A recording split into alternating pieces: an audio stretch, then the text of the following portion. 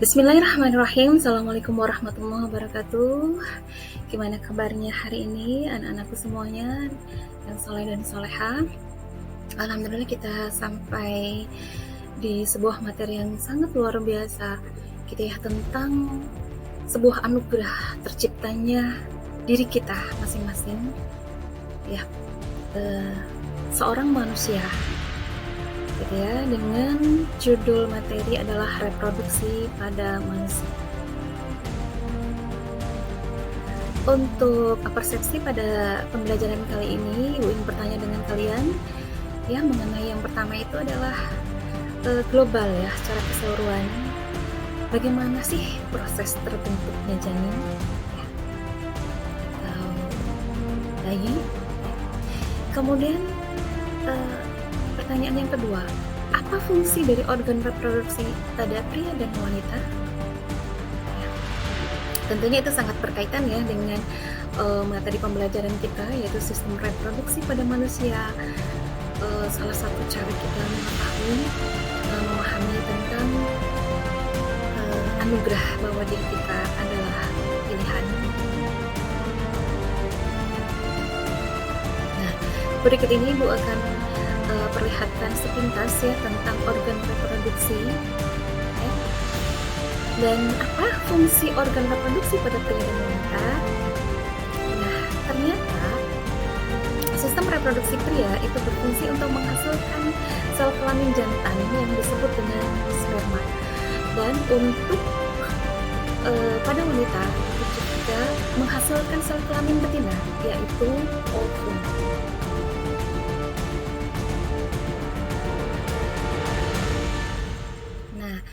Untuk organ reproduksi pada pria itu banyak ya, di sini ada tertulis sampai 10 ya. Di antaranya yang pertama adalah testis, kemudian fungsinya adalah menghasilkan sel sperma dan hormon reproduksi. Kemudian ada skrotum, yaitu kantong testis ya. Kemudian ada tubulus seminiferus, itu tempat pembentukan sperma ya, ada dalam testis ya, berupa saluran yang berkelok-kelok.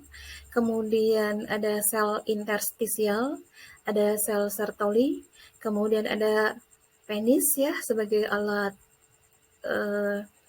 kopulasi dan juga tempat beradanya saluran urin ya atau uretra. Kemudian ada vas deferens, ada ductus epididymis ya, tempat pematangan sperma, ada kantong sperma atau vesicula seminalis ya. Kemudian ada kelenjar prostat dan kelenjar Cooper sebagai penghasil dari cairan semen ya, yang sebagai pemberi nutrisi untuk sperma. Dan ini adalah gambarnya, silahkan bisa diperhatikan. Berikutnya, untuk organ reproduksi pada wanita, itu terdapat sepasang ovarium, ada 2, kanan kiri ya, dan itu berfungsi untuk menghasilkan ovum atau sel telur. Setiap ovarium itu mempunyai saluran telur yang disebut dengan tuba fallopi atau oviduct atau saluran telur. Nah, kedua saluran telur tersebut itu bermuara pada uterus atau rahim. Ya. Kemudian ada leher rahim, itu di bawahnya rahim, dan berhubungan dengan lubang tempat keluarnya bayi yang disebut dengan vagina. Ini adalah muara akhir ya dari sistem reproduksi pada wanita. Ya, ini gambar lebih lengkapnya, ada struktur dalamnya ya, terlihat bagaimana ovarium. Nah, apa yang dimaksud dengan proses fertilisasi atau pembuahan?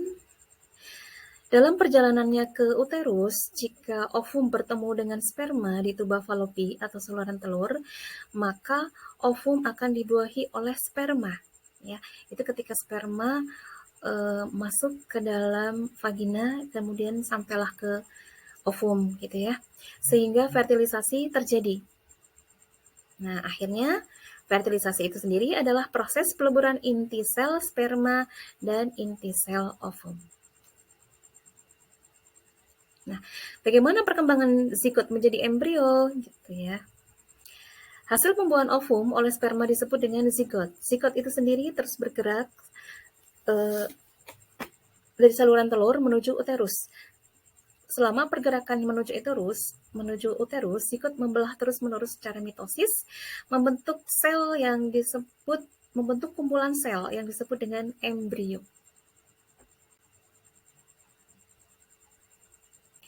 Maha suci Allah, Sang Maha Pencipta, bahwa penciptaan manusia bukanlah hal yang kebetulan, karena dari berjuta-juta sperma hanya satu yang mampu membuahi ovum. Kalian adalah pemenang. Maka jadilah pemenang yang sesuai dengan kehendak Sang Pencipta.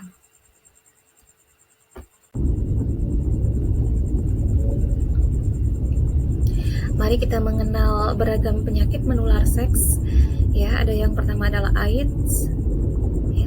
Kemudian yang kedua adalah gonorrhea, yang ketiga sifilis, yang keempat adalah herpes genitalis. Ya, untuk mengenal dekat tapi bukan untuk disayang ya, tapi mengenal untuk dihindari, yaitu penyakit AIDS. Penyebabnya adalah virus HIV, Human Immunodeficiency Virus, menular lewat hubungan seksual dan jarum suntik. Ingat, sampai sekarang belum ada obatnya dan berujung pada kematian. Ini ya, ada potret mengerikan, maka ucapan yang bisa disampaikan adalah hiduplah sesuai dengan tuntunan Sang Pencipta, agar kita selamat bukan hanya di dunia tapi juga di akhirat. Bagaimana cara menjaga kesehatan organ reproduksimu? Yuk, yang pertama adalah melakukan hubungan seksual itu setelah menikah.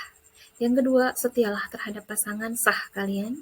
Yang ketiga, menjaga organ reproduksi dengan rajin mengganti celana dalam dan berbahan katun serta tidak ketat.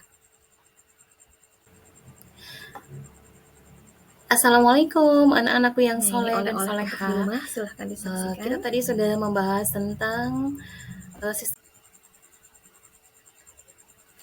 bagaimana cara menjaga kesehatan organ reproduksimu. Nah, ini adalah kuis. Tuliskan jawabanmu pada kolom komentar YouTube.